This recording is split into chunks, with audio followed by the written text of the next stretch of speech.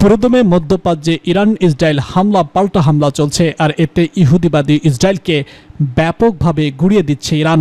এর মধ্যে যুক্তরাজ্যের ঘাঁটি থেকে উড়াল দিল মার্কিন যুদ্ধবিমান। এদিকে এক বোমাতেই উল্টে যাবে যুদ্ধের মোড়। আরো জানিয়ে দিব তেহরানে আবারও হামলা চালালো ইসরায়েল।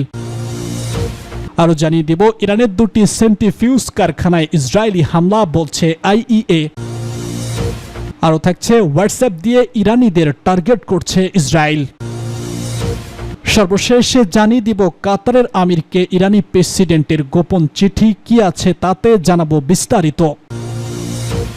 যুক্তরাজ্যের ঘাঁটি থেকে উড়াল দিল মার্কিন যুদ্ধবিমান। ইরান ইসরায়েল সংঘাতে যুক্তরাষ্ট্রের সামরিক হস্তক্ষেপের গুঞ্জনের মধ্যেই পূর্ব ইংল্যান্ডের নেকেলহেড ঘাঁটি থেকে উড়াল দিয়েছে মার্কিন যুদ্ধবিমান। এক আলোকচিত্রের তোলা ছবিতে দেখা গেছে রিয়াল এয়ারফোর্স নেকেলহেড ঘাঁটি থেকে অত্যন্ত একটি F-35 যুদ্ধবিমান আকাশে উঠছে। এর সঙ্গে ছিল একটি জ্বালানি ট্যাঙ্কার বিমান, যা আকাশেই জ্বালানি সরবরাহ করতে সক্ষম। যুক্তরাষ্ট্রের এমন তৎপরতায় নতুন করে উত্তেজনা ছড়িয়ে পড়েছে। এদিকে ইসরায়েলি প্রধানমন্ত্রী বেনিয়ামিন নেতানিয়াহুর সঙ্গে ফোনে কথা বলেছে যুক্তরাষ্ট্রের president Donald Trump.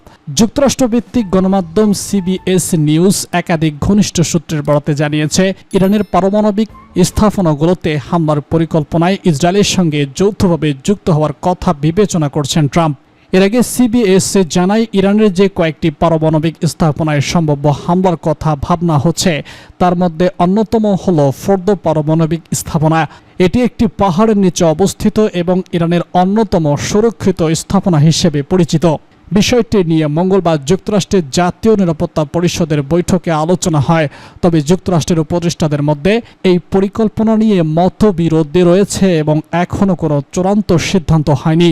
White house জানায়, ট্রাম্প ও তার জাতীয় নিরাপত্তা পরিষদের সদস্যদের মধ্যে ঘনিষ্ঠ বৈঠকটি চলে 1 ঘন্টা 20 মিনিট। বৈঠক শেষে ট্রাম্প কোনো মন্তব্য করেনি এবং প্রেসিডেন্টের সদর দপ্তর থেকে এ বিষয়ে আনুষ্ঠানিকভাবে কিছু জানানো হয়নি। এক বোমাতেই উল্টে যাবে যুদ্ধের মোড়।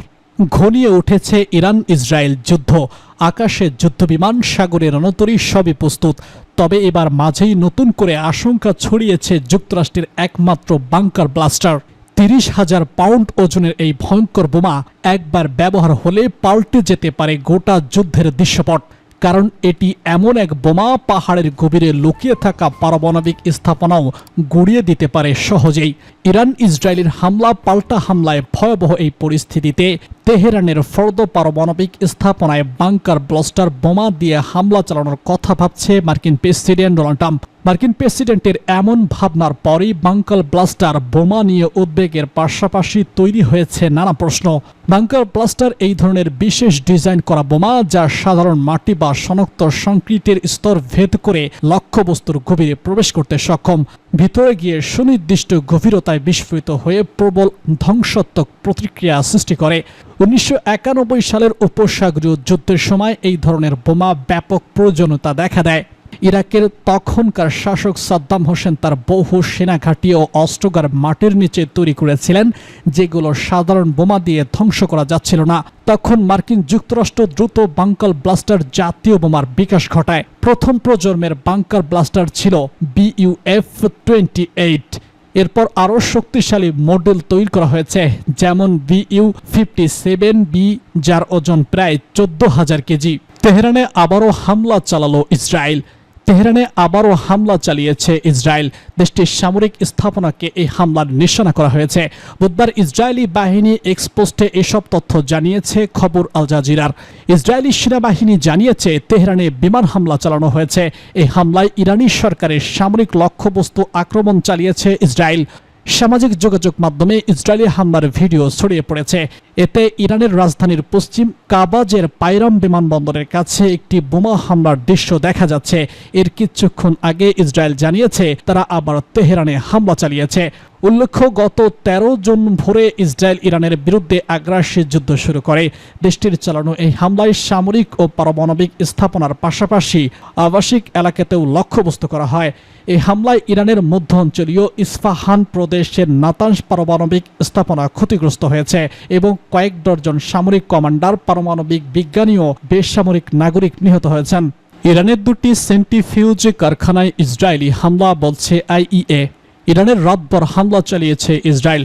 দেশটির এই হামলায় ইরানের দুটি সেন্ট্রিফিউজ কারখানা নিশানা করা হয়েছে।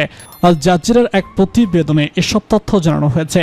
আন্তর্জাতিক পরমাণু শক্তি সংস্থা এক্স এক পোস্টে জানিয়েছে, ইরানের দুটি সেন্ট্রিফিউজ উৎপাদন কেন্দ্রে ইসরায়েল হামলা চালিয়েছে। এ দুটি কেন্দ্র হল কাজের এবং ওয়াফিং তেহরান নিউক্লিয়ার সেন্টার। আইইএর তথ্য অনুযায়ী ইসরায়েলি হামলায় তেহরানের কেন্দ্রে একটি ভবন ক্ষতিগ্রস্ত হয়েছে। ভবনটিতে উন্নত লজিস্টিক রোবট ও পরীক্ষা করা হতো। কারাজে দুটি ভবন ধ্বংস হয়েছে। এই দুটি ভবনও সেন্ট্রিফিউজের উপাদান তৈরি করা হতো। এর আগে বুধবার ইসরায়েলের সামরিক বাহিনী জানায়, ইরানের রাতভর বিমান হামলা হয়েছে। 50টিরও বেশি জেট দিয়ে এই হামলা চালানো হয়। এসব তেহরানের একটি ইরানি সেন্ট্রিফিউজ উৎপাদন কেন্দ্র এবং বেশ কয়েকটি অস্ত্র কারখানায় হামলা করে। ইসরায়েল প্রতিরক্ষা বাহিনী আইডিএফ আরও জানিয়েছে, তেহরানের সেন্ট্রিফিউজ উৎপাদন কেন্দ্রটি ইরান পারমাণবিক অস্ত্র তৈরির উদ্দেশ্যে ইউরেনিয়াম সমৃদ্ধকরণের পরিধি এবং হার বাড়ানোর জন্য ব্যবহার করেছিল। সামরিক বাহিনী জানিয়েছে, আক্রান্ত অস্ত্র উৎপাদন কারখানাগুলোর মধ্যে এমন একটি স্থান ছিল যেখানে ইরানি শাসক ইসরায়েলের দিকে নিক্ষেপ করা সারফেস টু সারফেস মিসাইল তৈরির জন্য কাঁচামাল এবং উৎপাদন করত।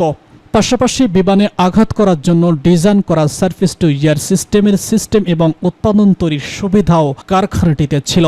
হোয়াটসঅ্যাপ দিয়ে ইরানিদের টার্গেট করছে ইসরায়েল। ইরান ইসরায়েল উত্তেজনার মধ্যে রাষ্ট্রীয় সম্প্রচারের নাগরিকদের মোবাইল ফোন থেকে হোয়াটসঅ্যাপ মুছে ফেলতে সরাসরি আহ্বান জানিয়েছে তেহরান। মঙ্গলবার বিকালে রাষ্ট্রীয় টেলিভিশনে সম্প্রচারিত এক বার্তায় ইরানি নাগরিকদের হোয়াটসঅ্যাপ মোবাইল থেকে মুছে ফেলার আহ্বান জানানো হয়েছে। ইরানের দাবি, এই জনপ্রিয় মেসেঞ্জিং অ্যাপটি ব্যবহার করে ইসরায়েল তাদের নাগরিকদের লক্ষ্যবস্তুতে পরিণত করছে, যদিও কোনো সুনির্দিষ্ট প্রমাণ উপস্থাপন করেনি দেশটি। তবে চলমান সংঘাতের মধ্যে দেওয়া এই সতর্কবার্তায় মেসেঞ্জিং প্ল্যাটফর্মটির মালিকানা সংস্থা মেটা গভীর উদ্বেগ প্রকাশ করেছে। ইরান দাবি করেছে, হোয়াটসঅ্যাপের মাধ্যমে ব্যবহারকারীদের তথ্য গোপনে সংগ্রহ করে তা বিদেশি শক্তির হাতে তুলে দেওয়া হচ্ছে। হোয়াটসঅ্যাপ কর্তৃক এই অভিযোগকে মিথ্যা ও ভিত্তিহীন বলেও ইরান এটিকে জাতীয় নিরাপত্তার ইস্যু হিসেবেই দেখছে।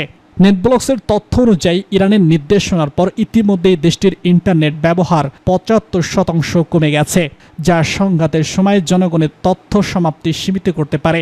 তবে এই নিষেধাজ্ঞা ইরানের নাগরিকদের সঙ্গে বৈশ্বিক যোগাযোগ বিচ্ছিন্ন করার চেষ্টা হিসেবে দেখা হচ্ছে, বিশেষ করে যখন দেশটির অভ্যন্তরীণ পরিস্থিতি এবং যুদ্ধ বিষয়ক তথ্য নিয়ন্ত্রণ জরুরি হয়ে উঠেছে। তখন কোনো প্রকাশ্য প্রমাণ প্রদান করা যায় এই অভিযোগগুলো স্বাধীনভাবে মূল্যায়ন করা সম্ভব নয় বলে মনে করছে বিশ্লেষকরা। কাতারের আমিরকে ইরানি প্রেসিডেন্টের গোপন চিঠি কি আছে তাতে জানাবো বিস্তারিত।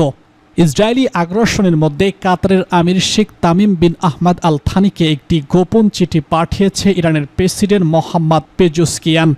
চিঠিটি ইতিমধ্যেই কাতারের আমিরাতের কাছে পৌঁছেছে, খবর আল জাজিরার। বুধবার কাতারের পররাষ্ট্র মন্ত্রণালয় চিঠিতে বিষয়টি নিশ্চিত করেছে, তবে চিঠিতে কি লেখা হয়েছে তা প্রকাশ করেনি। কাতারে নিযুক্ত ইরানের রাষ্ট্রদূত আলী সাভেলের সঙ্গে সাক্ষাৎকারের সময় কাতারের পররাষ্ট্র প্রতিমন্ত্রী সুলতান বিন সাদ আল মুথাইলি চিঠি গ্রহণ করেছেন। কাতার সেই দেশগুলোর মধ্যে একটি যারা ওয়াশিংটনের কাছে আবেদন জানিয়েছে যে যুদ্ধবিরতিতে সম্মত হওয়ার পাশাপাশি পারমাণবিক চুক্তির লক্ষ্যে তেহরানের সঙ্গে আলোচনা শুরু করতে ইসরায়েলের উপর দৃষ্টি আকর্ষণ করুক। এদিকে ইসরায়েলি আগ্রাসন নিয়ে জাতির উদ্দেশ্যে বার্তা দিয়েছেন ইরানের সর্বোচ্চ নেতা আয়াতুল্লাহ খামেনি। বলেন, চাপিয়ে দেওয়া যুদ্ধের বিরুদ্ধে দৃঢ় প্রতিরোধ গড়বে তার দেশ, কারো কাছে আত্মসমর্পণ করবে না। তিনি বলেন, ইরান চাপিয়ে দেওয়া যুদ্ধের বিরুদ্ধে দৃঢ়ভাবে দাঁড়াবে, একইভাবে চাপিয়ে দেওয়া শক্তির বিরুদ্ধেও দৃঢ়ভাবে দাঁড়াবে। এই জাতি চাপের মুখে কারো কাছে আত্মসমর্পণ করবে না।